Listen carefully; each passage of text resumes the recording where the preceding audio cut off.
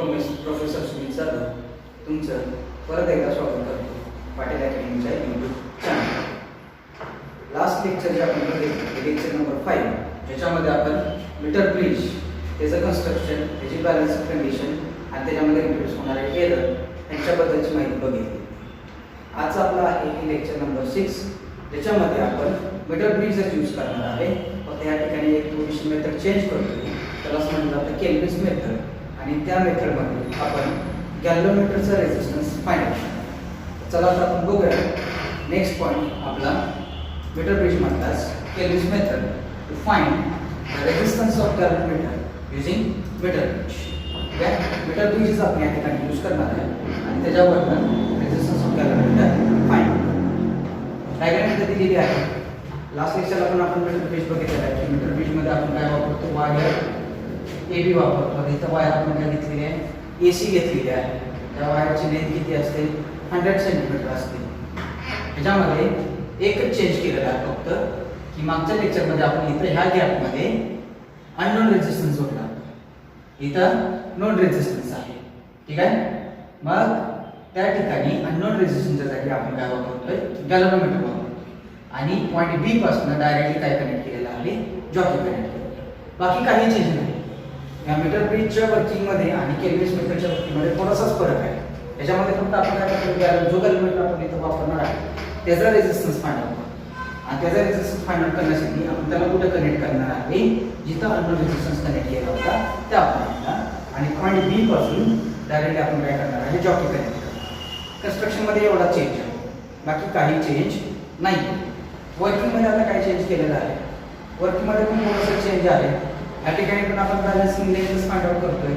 फक्त balancing length find out करण्यासाठी आपण या ठिकाणी काय करणार आहे की मागच्या पॉइंट मध्ये आपण नल पॉइंट फाइंड आउट करतो, ठीक आहे। ज्या ठिकाणी गॅल्व्हनोमीटर काय दाखवत होता, 0 डिफ्लेक्शन दाखवत, पण आता इथे गॅल्व्हनोमीटर नाहीच आहे, त्यामुळे आपल्याला नल डिफ्लेक्शन नाही फाइंड आउट। आपल्याला या ठिकाणी काय फाइंड आउट करणार आहे, सगळ्यात पहिल्यांदा आपण काय करणार आहे, हा जो रेझिस्टर आहे आणि हा जो रेझिस्टन्स बॉक्स आहे, या ठिकाणी काय करणार आहे, आपण दोन्ही ऍडजस्ट करणार आहे, जेणेकरून याच्यामध्ये काय होणार आहे, वायर AC मधून करंट फ्लो होईल।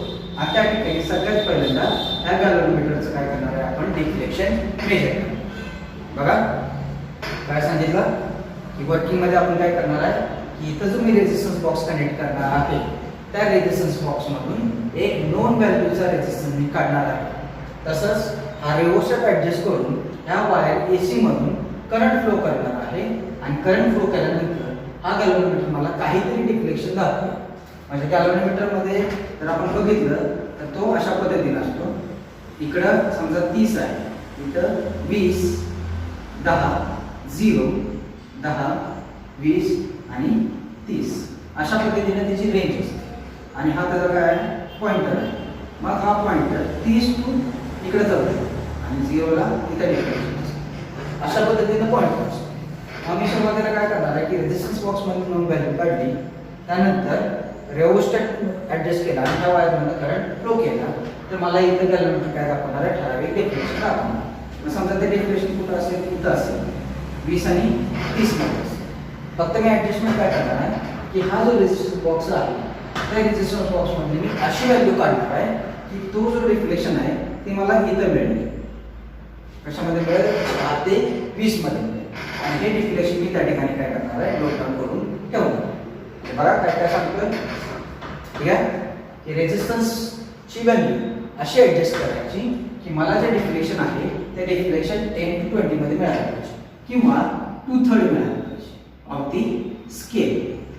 ही जी स्केल आहे त्या स्केल मध्ये किती मिळालं पाहिजे, 2/3, ठीक आहे। एवढं डिफ्लेक्शन मला त्या ठिकाणी मिळालं पाहिजे, तर ते जे मिळालेलं डिफ्लेक्शन असेल ते मी त्या ठिकाणी काय करणार, नोट डाऊन करणार। त्यानंतर काय करणार आहे, त्यानंतर हा जो जॉकी आहे तो जॉकी हा वायर AC वरती काय करणार आहे, मी वेगवेगळ्या पॉइंटला टच करणार। म्हणजे A पासून चालू करणार, इथं इथं इथं अशा पद्धतीने मी काय करणार, टच करणार। आणि मला मिळवायचं काय आहे, तर जे मी पहिल्यांदा डिफ्लेक्शन घेतलेलं आहे, समजा सुरुवातीला मला डिफ्लेक्शन किती आहे, 15 आहे। सुरुवातीला मला किती डिफ्लेक्शन आहे, 50। तर मी जॉकी ह्या वायर AC च्या वेगवेगळ्या पॉइंटला जॉकी टच करणार आणि असा पॉइंट D फाइंड आउट करणार की ज्या ठिकाणी मला हेच डिफ्लेक्शन परत मिळालं पाहिजे। काय व्हायला पाहिजे, जे सुरुवातीला डिफ्लेक्शन आहे तेच डिफ्लेक्शन मला परत मिळायला पाहिजे असा मी त्या ठिकाणी काय करणार, पॉईंट डी फाइंड करणार. आणि पॉईंट डी हा म्हणजे त्या ठिकाणी मला काय असणार आहे, बॅलन्सिंग पॉईंट असणार. एवढा डिफरन्स आहे. ठीक आहे. सुरुवातीला रेझिस्टन्सची व्हॅल्यू ऍडजस्ट करून गॅलोमीटर मध्ये डिफ्लेक्शन मिळवायचं. ते समजा किती आहे, 15 आहे. नंतर जॉकी जो आहे तो वायर एसीच्या वेगवेगळ्या पॉइंटला आपण टच करणार आहे आणि त्या ठिकाणी असा पॉइंट डी फाइंड आउट करणार आहे ज्या ठिकाणी मला जे पहिलं डिफ्लेक्शन होतं तेच मला काय पाहिजे, परत मिळायला पाहिजे. आणि ते मिळाल्यानंतर मी तिथली जी लेंथ मेजर करणार, ती लेंथ म्हणजे काय असणार आहे, बॅलन्सिंग लेंथ. ती जी लेंथ असणार आहे ती काय असणार आहे, बॅलन्सिंग लेंथ. म्हणजेच पॉइंट ए पासून ते पॉइंट डी पर्यंत जी बॅलन्सिंग लेंथ असणार आहे ती असणार आहे एल जी. आणि पॉइंट डी पासून सी पर्यंत जी लेंथ असणार आहे ती म्हणजे काय असणार आहे, एल असणार. म्हणजे गॅल्व्हनोमीटर समोरची जी बॅलन्सिंग लेंथ आहे ती एल जी, रेझिस्टन्सच्या समोरची जी बॅलन्सिंग लेंथ आहे ती एल आर.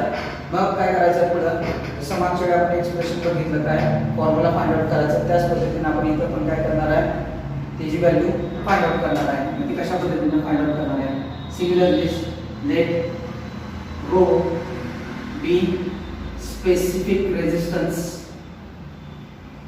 रो काय आहे, specific resistance of wire and A, B, its cross-sectional area.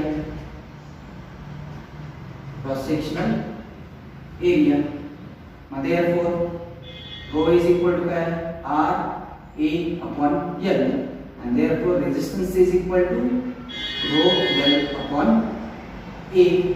हे मला लास्ट लेक्चरला आपण बघितलेलंच आहे की रेजिस्टन्सचा फॉर्म्युला आपल्याला काय मिळतो, R is equal to rho L upon A. मग मी पहिल्यांदा काय करणार आहे की हा जो गॅल्व्हनोमीटर जिथे जोडलेला आहे ज्या गॅप मध्ये, तिथली जी लेंथ मिळाली आहे त्या लेंथचा रेजिस्टन्स मी इथं काय घेणार, R G घेणार. ठीक आहे. आणि D पासून C जी आहे त्याचा रेजिस्टन्स मी काय म्हणतो, R म्हणतो. ठीक आहे. गॅल्व्हनोमीटरच्या गॅप मध्ये जो लेंथ मिळालेली आहे त्या लेंथचा रेजिस्टन्स R G आणि R च्या समोरची जी लेंथ मिळालेली आहे त्यातला रेजिस्टन्स काय घेतो मी, R घेतो. मग therefore R G is equal to मला काय मिळेल, rho L G upon A and R is equal to मला काय मिळेल, rho L R upon A. बघा हे मी डायरेक्टली सांगतो कारण लास्ट लेक्चर आपण हे बघितलेलं आहे. काय बघितलेलं आहे की late R G be the resistance of wire of length LG and R be the resistance of wire of length L R. ठीक आहे. L G G वायर आहे त्याचा resistance R G, L R लेंथचा resistance R. therefore या definition नुसार R G is equal to rho L G upon A and R is equal to rho L R upon A. Now from balancing condition,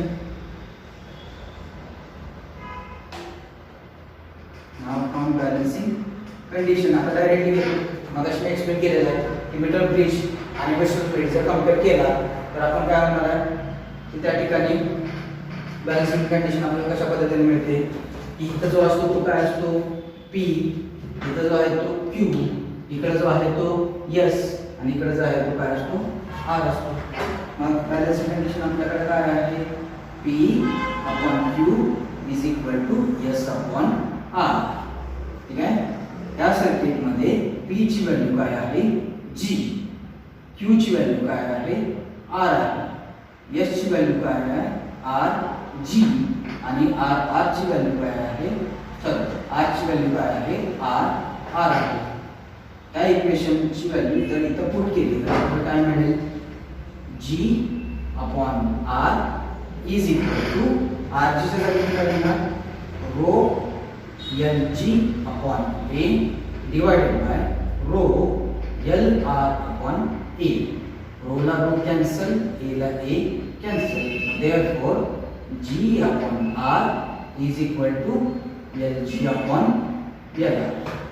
ठीक आहे, G upon R is equal to काय करते आपल्याला LG upon LR.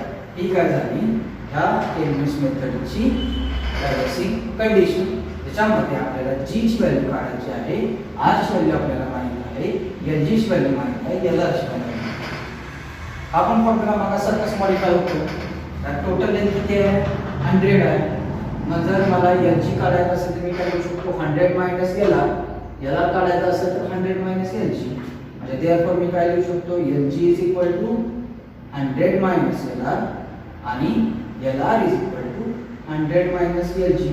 मग हा जो formula आहे तो मॉडिफाय करून काय होईल G upon R is equal to 100 minus LR upon LR किंवा G upon R is equal to 100 G upon R is equal to LG upon 100 minus LG. अशा पद्धतीने काय होऊ शकतो हे फॉर्म्युला मॉडिफाय होऊ शकतो आणि आपण त्या ठिकाणी काय करू शकतो अननोन रेझिस्टन्स फाइंड. बघा ही काय झाली Kelvin's method to determine the resistance of element. परत एकदा थोडंसं रिपीट करतो, ह्याच्यामध्ये काय चेंजेस आहेत. कन्स्ट्रक्शन मध्ये जर बघितलं तर कन्स्ट्रक्शन मध्ये फक्त एकच चेंज आहे, ज्या गॅप मध्ये आपण अननोन रेझिस्टन्स जोडत होतो त्याच गॅप मध्ये आपण काय जोडणार आहे गॅल्व्हनोमीटर जोडणार आहे आणि पॉइंट बी पासून डायरेक्टली काय करणार आहे मी जॉकी कनेक्ट करणार आहे.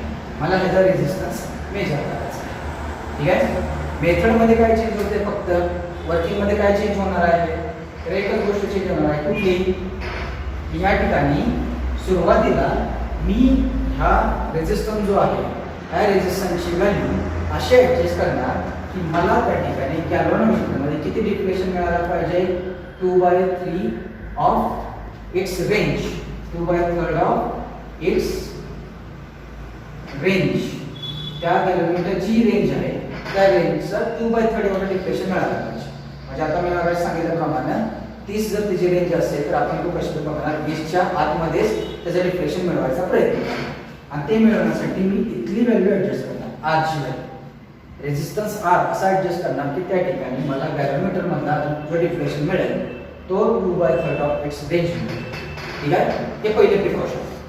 दुसरी गोष्ट काय करणार आहे की जो जॉकी आहे तो मी त्या वायर एसीच्या वेगवेगळ्या पॉइंटला काय करणार आहे टच करणार आहे.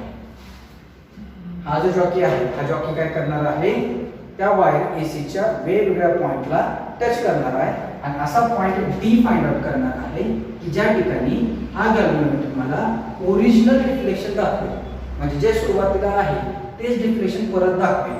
तर त्या ठिकाणी मी काय मेजर करणार ती बॅलन्सिंग लेंथ मेजर करणार. पॉइंट ए पासून पॉइंट डी पर्यंतची जी लेंथ असेल ती LG, पॉइंट डी पासून सी पर्यंतची जी लेंथ असेल ती LR.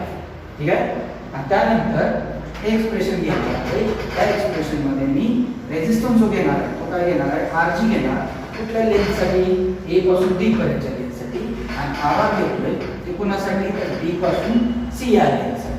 आणि बॅलन्सिंग कंडिशन वापरून आपण हा फॉर्म्युला फाइंड आउट करतो G upon R is equal to LG upon LR. आणि त्या ठिकाणी जर आपण मॉडिफाय करायचं म्हटलं तर फक्त एकच मॉडिफिकेशन होते 100 मायनस LR आणि इथं 100 मायनस LG. अशा पद्धतीने ही काय झाली balancing condition for Kelvin's method. ह्याच्यामध्ये आपण काय फाइंड आउट करणार आहे रेझिस्टन्स ऑफ गॅल्व्हनोमीटर. नेक्स्ट जे लेक्चर आपलं होईल त्या लेक्चरमध्ये आपण अजून एक ॲप्लिकेशन याचं बघणार आहे, ते म्हणजेच पोस्ट ऑफिस बॉक्स आणि ह्या पॉईंटवरती बेस असणारे न्यूमेरिकल्स. धन्यवाद.